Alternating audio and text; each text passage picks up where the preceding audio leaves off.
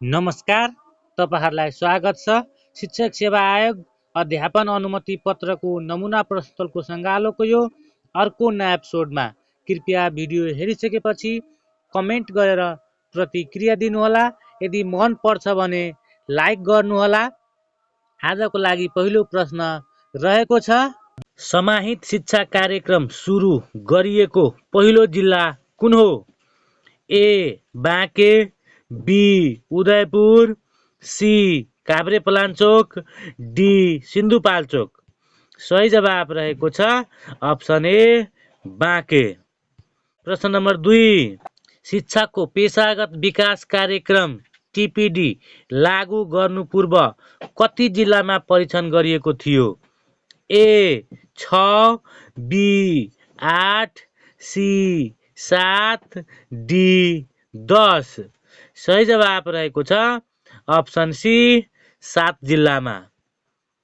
प्रश्न नम्बर 3, विद्यालय शान्ति क्षेत्र घोषणालाई कार्यान्वयन गराउन तयार पारिएको निर्देशिका कुन हो? ए हाम्रो विद्यालय शान्ति क्षेत्र राष्ट्रिय कार्य ढाँचा कार्यान्वयन निर्देशिका 2068, बी साझा विद्यालय शान्ति क्षेत्र राष्ट्रिय कार्य ढाँचा कार्यान्वयन निर्देशिका 2068, सी विद्यालय शान्ति क्षेत्र राष्ट्रिय कार्य ढाँचा कार्यान्वयन निर्देशिका 2068, डी विद्यालय शान्ति क्षेत्र अभियान राष्ट्रिय कार्य ढाँचा कार्यान्वयन निर्देशिका 2068। सही जवाब रहेको छ अप्सन सी विद्यालय शान्ति क्षेत्र राष्ट्रिय कार्य ढाँचा कार्यान्वयन निर्देशिका 2068। प्रश्न नम्बर 4, ज्ञान सिप अभिवृद्धि र व्यवहारमा परिवर्तन ल्याउन बढी प्रभावकारी साधन कुन हो? ए कार्यशाला, बी गोष्ठी, सी सम्मेलन, डी तालिम। सही जवाब रहेको छ अप्सन डी तालिम।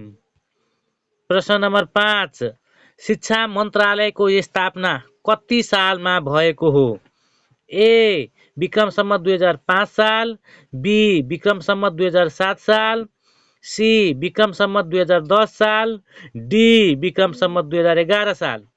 सही जवाब रहेको छ अप्सन बी विक्रम सम्वत 2007 साल। नम्बर 6, विज्ञान दिवस कहिले मनाइन्छ? ए माघ 1 गते, बी असोज 1 गते, सी पुस 1 गते, डी कार्तिक 1 गते। सही जवाब रहेको छ अप्सन बी असोज 1 गते। प्रश्न नम्बर 7, हाल शिक्षा तालिम केन्द्र कतिवटा रहेका छन्? ए 5 वटा, बी 6 वटा, सी 7 वटा, डी 8 वटा। सही जवाब रहेको छ अप्सन सी 7 वटा। प्रश्न नम्बर 8, गुणस्तरीय शिक्षा दिगो विकासको कुन लक्ष्यमा रहेको छ? ए पहिलो, बी दोस्रो, सी तेस्रो, डी चौथो। सही जवाब रहेको छ अप्सन डी चौथो अर्थात् लक्ष्य नम्बर 4। प्रश्न नम्बर 9, सिकाइमा प्रभाव पार्ने मुख्य तत्त्वमा नपर्ने पक्ष कुन हो? ए सामाजिक तत्त्व, बी शारीरिक तत्त्व, सी संवेगात्मक तत्त्व, डी मानसिक तत्त्व।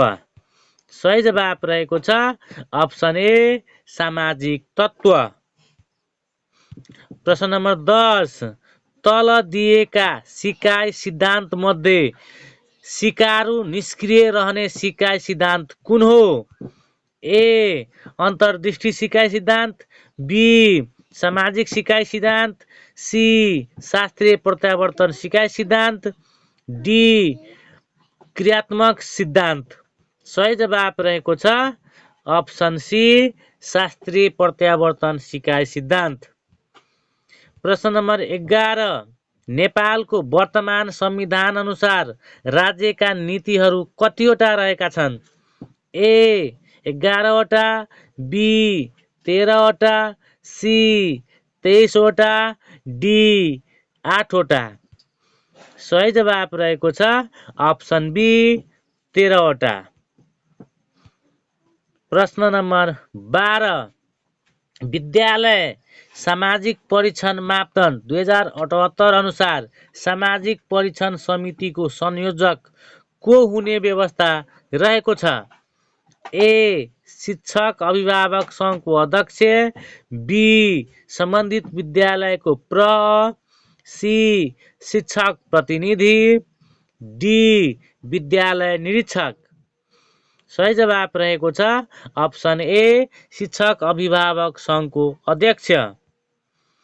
प्रश्न नम्बर 13, वडा समितिको काम कुन कार्य पर्दैन? वडा समितिको काममा कुन कार्य पर्दैन? ए बाल उद्यानको व्यवस्था, बी सामुदायिक सिकाइ केन्द्र सञ्चालन र व्यवस्थापन, सी वडालाई बाल मैत्री बनाउने, डी अतिरिक्त क्रियाकलाप सञ्चालन गर्ने। सही जवाब रहेको छ अप्सन डी अतिरिक्त क्रियाकलाप सञ्चालन गर्ने। प्रश्न नम्बर 14, वर्तमान संविधानमा सङ्घ, प्रदेश र स्थानीय तहको साझा अधिकार सूचीमा कुन पर्दछ? ए शिक्षा, बी खेलकुद, सी पत्र पत्रिका, डी माथिका सबै। सही जवाब रहेको छ अप्सन डी माथिका सबै। प्रश्न नम्बर 15, बाल बालिकाको भर्चुअल सिकाइका लागि शिक्षा तथा मानव स्रोत विकास केन्द्रले कस्तो व्यवस्था गरेको छ? ए खुला सिकाइको विस्तार, बी सिकाइ चौतारी पोर्टल विकास, सी सम्पर्क कक्षा सञ्चालन, डी शिक्षक तालिम। सही जवाब रहेको छ अप्सन बी सिकाइ चौतारी पोर्टल विकास। प्रश्न नम्बर 16, शिक्षकको तालिम अनिवार्य भने शिक्षक विकास ... हुन्छ? ए अनिवार्य, बी ऐच्छिक, सी योजनाबद्ध, डी बाध्यकारी। सही जवाब रहेको छ अप्सन बी ऐच्छिक। प्रश्न नम्बर 17, शिक्षकको पेशागत विकास प्रारूप 2080 कहिले स्वीकृत भएको हो? ए 2080 कार्तिक 10 गते, बी 2080 मङ्सिर 12 गते, सी 2080 कार्तिक 12 गते, डी 2080 पुस 12 गते। सही जवाब रहेको छ अप्सन सी 2080 कार्तिक 12 गते। प्रश्न नम्बर 18, कुनै व्यक्ति सङ्गठन घटना वा कार्यक्रमको विश्लेषण गरी सुधारका उपायहरू प्रस्तुत गर्ने कार्य कस्तो कार्य हो? ए कार्यमूलक अनुसन्धान, बी अनुसन्धान, सी घटना अध्ययन, डी खोज तथा अन्वेषण। सही जवाब रहेको छ अप्सन सी घटना अध्ययन। प्रश्न नम्बर 19, 15औं योजनाले योजनाको अन्तिमसम्ममा 15 वर्ष माथिको साक्षरता कति प्रतिशत पुर्याउने लक्ष्य राखेको छ? ए 93%, बी 95%, सी 99%, डी 100%। सही जवाब रहेको छ अप्सन बी 95%। प्रश्न नम्बर 20, गुणस्तरीय शिक्षाको मुख्य आधार कुन हो? ए पहुँच, बी समानता र समता, सी शैक्षिक सुशासन, डी माथिका सबै। सही जवाब रहेको छ अप्सन डी माथिका सबै। प्रश्न नम्बर 21, पाठ्यक्रमको कार्यान्वयनसँग सम्बन्धित तत्त्व कुन हो? ए उद्देश्य, बी विषयवस्तु, सी सिकाइ अनुभव, डी मूल्याङ्कन। सही जवाब रहेको छ अप्सन सी सिकाइ अनुभव। प्रश्न नम्बर 22 curriculum development theory and practice कसले लेखेको पुस्तक हो? A Tyler, B Taba, C Skiller, D Skilbeck. सही जवाब रहेको छ अप्सन बी टावा। प्रश्न नम्बर 23 एउटै पाठ्यक्रममा आधारित भई विभिन्न लेखकहरूद्वारा लेखिएको पाठ्य पुस्तकहरू बहुसङ्ख्यक रूपमा प्रकाशन गरी प्रयोग गरिने सामग्रीलाई के भनिन्छ? ए बहुपाठ्य पुस्तक, बी सिकाइ सामग्री, सी पाठ्य पुस्तक, डी बहुउपयोगी सामग्री। सही जवाब रहेको छ अप्सन ए बहुपाठ्य पुस्तक। प्रश्न नम्बर 24 पाठ्यक्रमको विषयवस्तुको सङ्गठनको आधार कुन हो? ए लम्बिए, बी समतलीय, सी त्रिकोणात्मक, डी ए र बी दुवै। सही जवाब रहेको छ अप्सन डी ए र बी दुवै। प्रश्न नम्बर 25 विक्रम सम्वत 2007 सालमा नेपालको साक्षरता कति थियो? ए 1%, बी 2%, सी 6%, डी 9%। सही जवाब रहेको छ अप्सन बी 2%। प्रश्न नम्बर 26 वार्षिक शिक्षण शैक्षणिक योजना तयार पार्ने मुख्य जिम्मेवारी कसको हो? ए शिक्षा कर्मचारी, बी प्रधानाध्यापक, सी विषय शिक्षक, डी विव्यस। सही जवाब रहेको छ अप्सन सी विषय शिक्षक। प्रश्न नम्बर 27 स्रोत साधनहरूको अधिकतम परिचालन गरी अपेक्षित उद्देश्य हासिल गर्ने प्रक्रिया के हो? ए सङ्गठन, बी योजना, सी प्रशासन, डी व्यवस्थापन। सही जवाब रहेको छ अप्सन डी व्यवस्थापन। प्रश्न नम्बर 28 एउटा फाइलमा के कागजातहरू छन् भनी थाहा दिने योजनाका लागि तयार पारिएको विषय सूचीलाई के भनिन्छ? ए फाइलिङ, बी अनुक्रम, सी पञ्जिका, डी टिप्पणी। सही जवाब रहेको छ अप्सन सी पञ्जिका। प्रश्न नम्बर 29 व्यवस्थित तथा वैज्ञानिक रूपमा नयाँ ज्ञानको खोजी गर्ने विधा कुन हो? ए अनुसन्धान, बी योजना, सी परीक्षण, डी मूल्याङ्कन। सही जवाब रहेको छ अप्सन ए अनुसन्धान। प्रश्न नम्बर 30 अनुसन्धानको पहिलो चरणमा के गरिन्छ? ए परिकल्पना, बी समस्याको पहिचान, सी साधनहरूको निर्माण, डी समस्याको विश्लेषण। सही जवाब रहेको छ अप्सन सी साधनहरूको निर्माण। प्रश्न नम्बर 31 व्यवहारिक अनुसन्धानलाई अर्को कुन नामले समेत चिनिन्छ?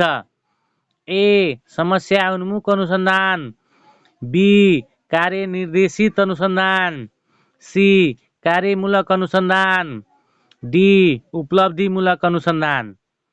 सही जवाब रहेको छ अप्सन ए समस्या उन्मुख अनुसन्धान।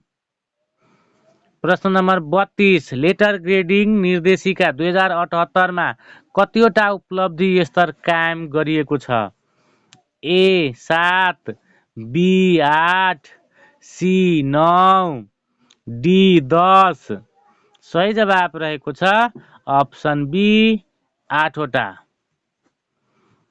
प्रश्न नम्बर 33 नेपालमा कुन कार्यक्रम लागू भएपछि फ्ल्यास रिपोर्टिङ सिस्टम अवलम्बन गरिएको हो? ए सबैका लागि शिक्षा, बी माध्यमिक शिक्षा सहयोग कार्यक्रम, सी विद्यालय क्षेत्र सुधार कार्यक्रम, डी आधारभूत तथा प्राथमिक शिक्षा कार्यक्रम। सही जवाब रहेको छ अप्सन ए सबैका लागि शिक्षा। प्रश्न नम्बर 34 स्तरयुक्त परीक्षाको उदाहरण कुन होइन? ए राष्ट्रिय परीक्षा, बी प्रदेश स्तरको परीक्षा, सी मासिक परीक्षा, डी आधारभूत तहको अन्त्यमा स्थानीय तहले लिने परीक्षा। सही जवाब रहेको छ अप्सन सी मासिक परीक्षा। प्रश्न नम्बर 35 प्रश्न पत्रले सबै पाठ र उद्देश्यको प्रतिनिधित्व गर्न सकेको छ वा छैन? कुन वैधताले निर्धारण गर्दछ? ए रचनात्मक वैधता, बी आधार प्रासङ्गिक वैधता, सी विषयगत वैधता, डी माथिका सबै। सही जवाब रहेको छ अप्सन सी विषयगत वैधता। प्रश्न नम्बर 36 जहाँ लगेर परीक्षण गरे पनि एउटै नतिजा आउँछ वा मापनको साधनहरूको उत्तर एउटै आउने मूल्याङ्कनको साधनलाई के भनिन्छ? ए विश्वसनीयता, बी वस्तुनिष्ठता, सी व्यापकता, डी वैधता। सही जवाब रहेको छ अप्सन बी वस्तुनिष्ठता। प्रश्न नम्बर 37 नेपालमा सबैभन्दा बढी प्रयोग हुने वैकल्पिक सामग्री कुन हो? ए शिक्षक निर्देशिका, बी स्रोत सामग्री, सी पाठ्यक्रम, डी पाठ्यपुस्तक। सही जवाब रहेको छ अप्सन डी पाठ्यपुस्तक। प्रश्न नम्बर 38 कम समयमा धेरै विषयवस्तुको ज्ञान दिन उपयोगी शिक्षण विधि कुन हो? ए प्रवचन विधि, बी प्रदर्शन विधि, सी परियोजना विधि, डी छलफल विधि। सही जवाब रहेको छ अप्सन ए प्रवचन विधि। प्रश्न नम्बर 39 परियोजना विधि कुन देशबाट भित्रिएको हो? ए जापान, बी रुस, सी अमेरिका, डी फ्रान्स। सही जवाब रहेको छ अप्सन सी अमेरिका। प्रश्न नम्बर 40 जोन डिबेका अनुसार समस्या समाधानका कतिवटा चरणहरू रहेका छन्? ए 2 वटा, बी 4 वटा, सी 3 वटा, डी 6 वटा। सही जवाब रहेको छ अप्सन डी 6 वटा। प्रश्न नम्बर 41 आइइएमआइएस इमिस अफलाइन प्रणालीमा रहँदा कुन आधारमा बनाइएको सफ्टवेयरको रूपमा थियो? A word, B database, C Excel, D माथिका सबै। सही जवाब रहेको छ अप्सन सी एक्सेल। प्रश्न number 42 Which of the following is a free and open source software for creating and delivering online courses? A. Coursera, B. Moodle, C. Udemy, D. edX। सही जवाब रहेको छ अप्सन बी Moodle। प्रश्न नम्बर 43 ICT को पूरा रूप के हो? A information communication technology, B information consulting technology, C information connecting technology, D introduction communication technology. सही जवाब रहेको छ option A information communication technology. प्रश्न नम्बर 44 समूहमा नमिल्ने कुन हो? ए अक्षर, बी शब्द, सी उपन्यास, डी वाक्य। सही जवाब रहेको छ अप्सन सी उपन्यास। प्रश्न नम्बर 45 4, 9, 19, 39, 79, त्यसपछि प्रश्नवाचक चिन्ह छ। प्रश्नवाचक चिन्ह भएको ठाउँमा कुन सङ्ख्या हुन्छ? ए 155, बी 159, सी 161, डी 177। सही जवाब रहेको छ अप्सन बी 159। प्रश्न नम्बर 46, 2800 को 10% कति हुन्छ? ए 280, बी 160, सी 290, डी 320। सही जवाब रहेको छ अप्सन ए 280। प्रश्न नम्बर 47, बहुकक्षा शिक्षण कस्ता प्राथमिक विद्यालयमा सञ्चालन गर्न सकिन्छ? ए हिमाली क्षेत्र, बी विद्यार्थी संख्या बढी र दुर्गम क्षेत्र, सी तराई क्षेत्र बाक्लो बस्ती, डी दुर्गम क्षेत्र कम विद्यार्थी र पातलो बस्ती भएको। सही जवाब रहेको छ अप्सन डी दुर्गम क्षेत्र कम विद्यार्थी र पातलो बस्ती भएको ठाउँमा। प्रश्न नम्बर 48, शैक्षिक व्यवस्थापनमा सबैभन्दा कठिन व्यवस्थापन कुन हो? ए विपद व्यवस्थापन, बी समय व्यवस्थापन, सी सिकाइ केन्द्र व्यवस्थापन, डी कार्यालय व्यवस्थापन।